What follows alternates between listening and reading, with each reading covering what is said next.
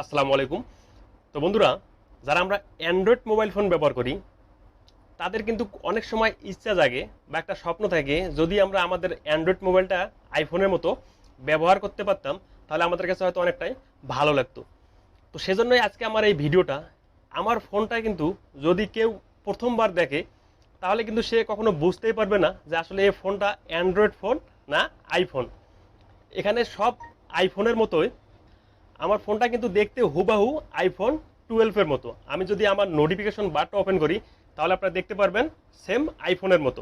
তো এই কাজটা আমি কিভাবে করেছি বা এটা আপনারা কিভাবে করতে পারবেন, তো তার জন্য আপনাদেরকে ছোট্ট একটি কাজ করতে হবে। একটি প্লে স্টোরে গিয়ে অ্যাপ্লিকেশনটা ডাউনলোড করতে হবে। তো কিভাবে এই অ্যাপ্লিকেশনটা ডাউনলোড করে সেটিংস করবেন, আপনাদের ফোনটাকে সেম আইফোন প্রোতে কনভার্ট করবেন, সেটাই আমি আজকে আপনাদেরকে দেখিয়ে দেবো। তো ভিডিওটা খুবই ইন্টারেস্ট, যদি ভিডিওটা ভালো লাগে তাহলে চ্যানেলটা সাবস্ক্রাইব করতে ভুলবেন না।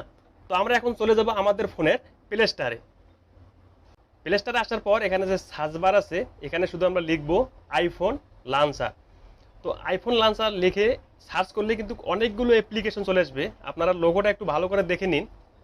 আপনারা এখান থেকে এই আইফোন 12 লঞ্চার ওএস এটা ডাউনলোড করবেন।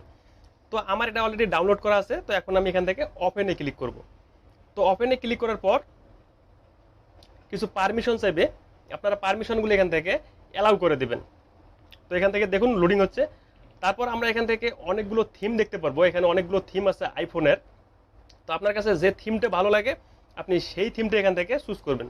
তো আমার কাছে এটাই ভালো লাগে, তো আমি এখন এটাতে সিলেক্ট করব। করার পর গেট স্টার্টে আমরা ক্লিক করব। তারপর এখান থেকে অ্যালাউ অপশনে ক্লিক করব।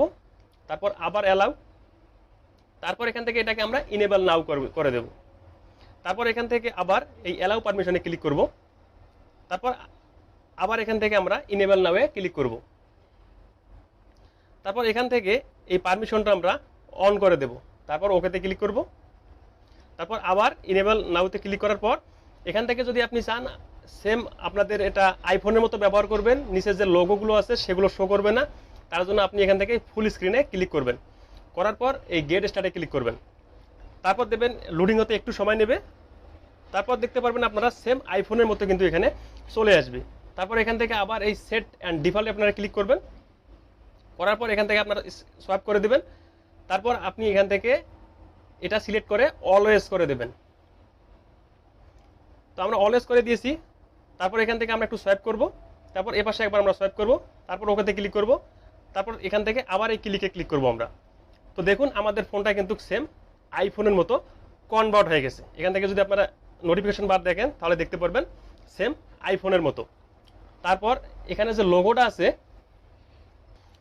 এই লোগোটা দেখলে আপনারা একটু বুঝতে পারবেন আইফোন 12-এ যেরকম থাকে সেই রকম কিন্তু অ্যাসিস্ট্যান্ট বার লোগোটা এখানে শো করবে।